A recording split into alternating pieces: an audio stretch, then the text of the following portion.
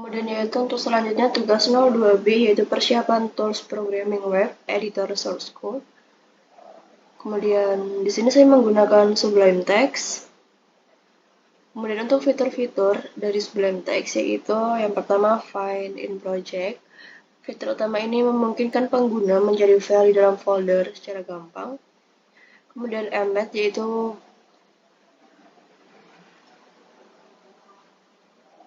kemudian ada GoToLine yaitu fungsinya melompat ke bagian baris kode layaknya seperti filter multi selection.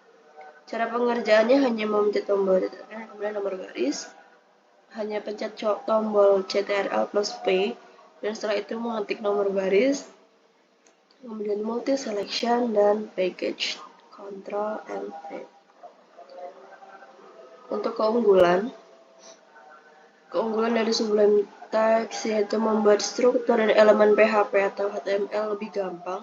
Keunggulan pertama dimiliki oleh software ini adalah mempermudah pembuatan elemen dan struktur HTML atau PHP secara otomatis bisa membuat elemen HTML lebih gampang cuma memakai shortcut CTRL plus spasi. Misalnya Anda ingin membuat struktur HTML bisa mengetik HTML saja dan menekan CTRL spasi, maka dengan begitulah kerangka HTML bisa terbentuk secara otomatis. Kemudian pembuatan komen lebih cepat. Selanjutnya dengan menekan CTRL di laptop atau komputer. Tapi untuk si pemula bisa memakai komen supaya dapat menandai sinteks, kemudian memindah baris sinteks secara gampang.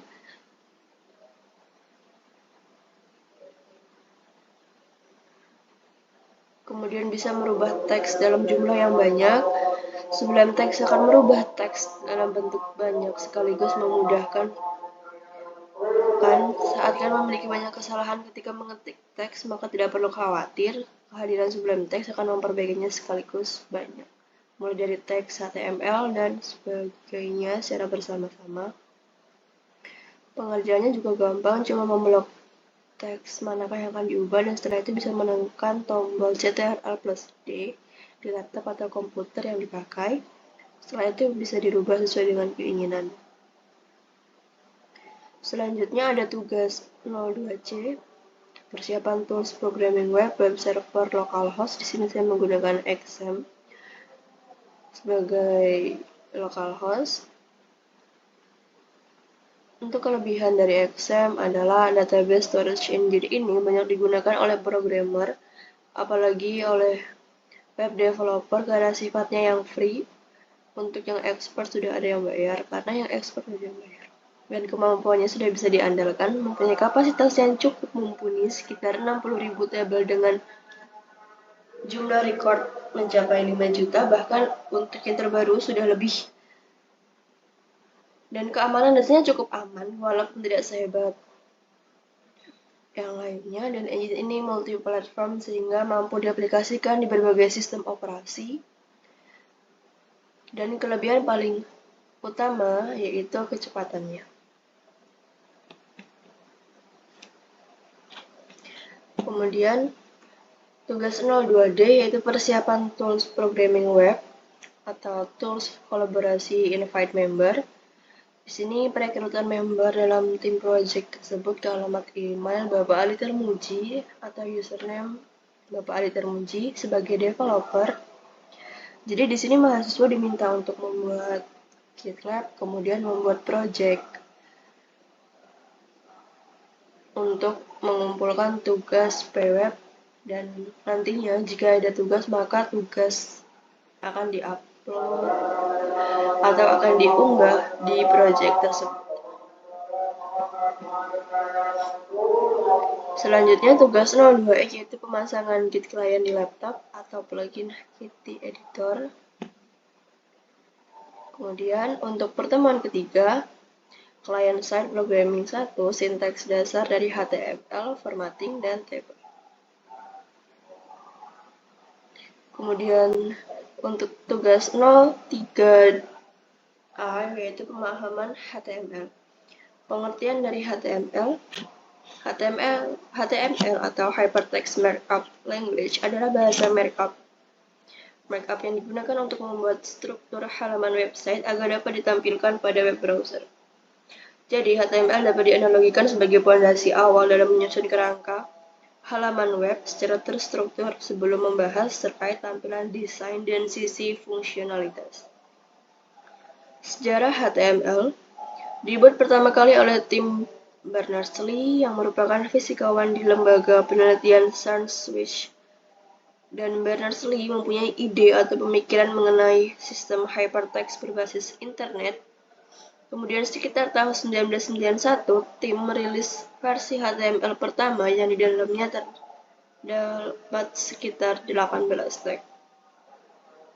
Untuk sekarang, HTML mengalami beberapa pengembangan dari sisi fitur serta informasi yang disajikan hingga versi terbaru, yaitu HTML5 Dan setiap tahunnya, bahasa ini mempunyai tingkat popularitas yang cukup tinggi sehingga dijadikan sebagai web standar resmi di dunia pemrograman. Selanjutnya, HTML juga mengalami tahap perbaikan atau maintenance dan dikembangkan oleh World Wide Web Consortium atau W3C pada tahun 2014 merupakan waktu di mana HTML mengalami upgrade yang cukup signifikan dan terdapat fitur semantik untuk memudahkan pengembangan website dalam menyusun kode dan memberitahukan mana konten tersebut.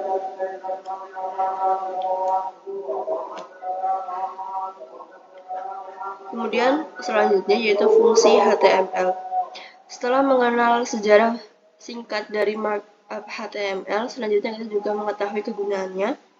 Fungsi utama HTML sendiri adalah membangun tampilan website yang telah menerapkan metode semantik untuk memudahkan setiap pengembang dalam proses development dan maintenance. Kemudian HTML juga dapat dikolaborasikan dengan penggunaan bahasa CSS serta JavaScript.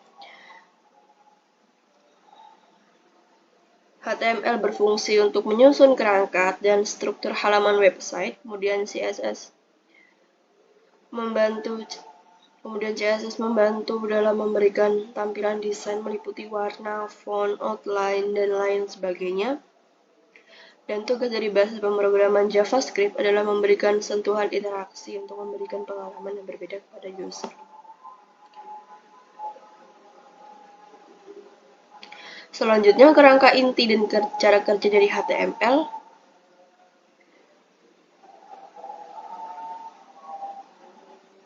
Yang pertama ada tag, yaitu merupakan perintah atau awalan instruksi yang nantinya akan dibaca oleh web browser. Misalnya penggunaan tag strong yang berfungsi untuk memberikan ketebalan pada teks atau tag paragraf dan digunakan untuk membuat paragraf. Kemudian ada elemen yang merupakan proses keseluruhan kode yang dimulai dari tag pembuka dan diakhiri dengan tag penutup. Sebagai contoh, elemen paragraf. Dan atribut yang merupakan informasi atau perintah tambahan yang dimasukkan ke dalam sebuah elemen, misalnya saja image class, kemudian memasukkan gambar, sehingga atributnya adalah class, source on, dan old image.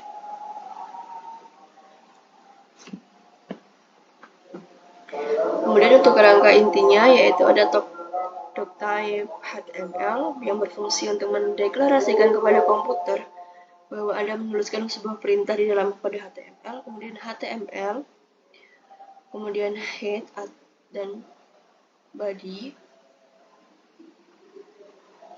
Kemudian untuk tugas 3B yaitu pemformat paragraf dengan HTML. Di sini saya menggunakan tag paragraf dalam kurung yang menggunakan kurung siku P, kemudian ditutup kembali menggunakan kurung siku P untuk menulis paragraf. Kemudian tugas 03C yaitu pencetakan huruf dengan HTML. Untuk hasilnya akan seperti ini.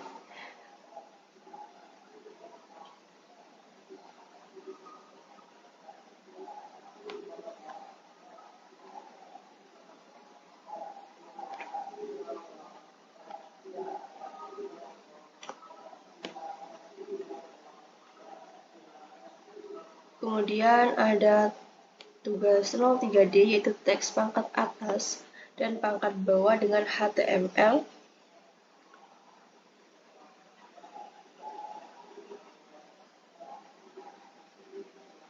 Di sini menggunakan tag SOP atau SOP yaitu subscribe text yang memberikan efek pada huruf agar huruf tersebut memiliki ukuran huruf lebih kecil dari huruf normal dan diposisikan menjorok ke bawah garis dari posisi huruf normal. Kemudian SOP atau SOP, superscribe text yang memberikan efek pada huruf agar huruf tersebut memiliki ukuran lebih kecil dari huruf normal dan diposisikan menjorok ke atas dari posisi huruf normal. Kemudian tugas 03E, tag ganti baris. Di sini saya menggunakan tag BR yang akan menghasilkan output pada browser seperti ini. Kemudian untuk tugas 03F, tag font di HTML. Di sini saya menggunakan tag B atau tag bold, kemudian tag I sebagai italic, kemudian tag mark sebagai mark untuk penanda. Kemudian saya juga menggunakan tag bold sebagai underline dan lain-lain. Kemudian untuk tugas 03G yaitu menyisipkan gambar dan link di HTML.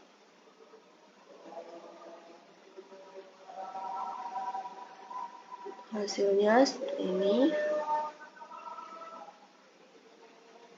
Di sini saya menyisipkan gambar. Kemudian saya juga menyisipkan link di bawah gambar tersebut. Kemudian tugas 03H yaitu pemformatan tabel di HTML.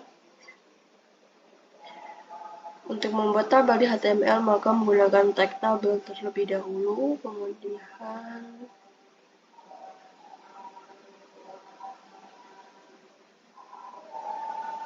menggunakan tag tr, kemudian menggunakan tag td, atau juga bisa menggunakan tag th sebagai header atau judul dari yang ada di atribut.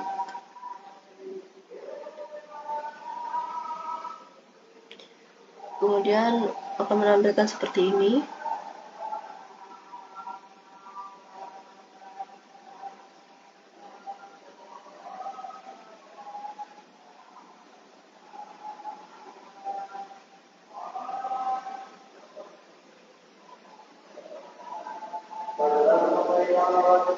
Kemudian untuk pertemuan keempat yaitu client side programming 2 yaitu frame dan kemudian untuk pertemuan keempat yaitu client side programming 2 atau frame dan form. Di sini mahasiswa diminta untuk membuat biodata menggunakan form dan div. Di sini saya membuat biodata saya, biodata Alivia.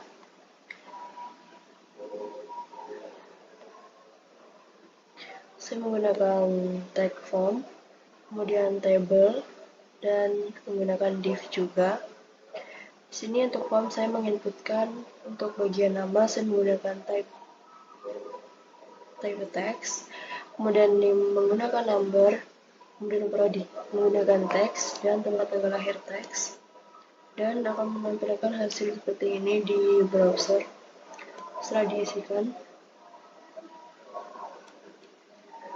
Kemudian untuk tugas-tugas yang telah saya kerjakan tersimpan pada folder exam seperti ini.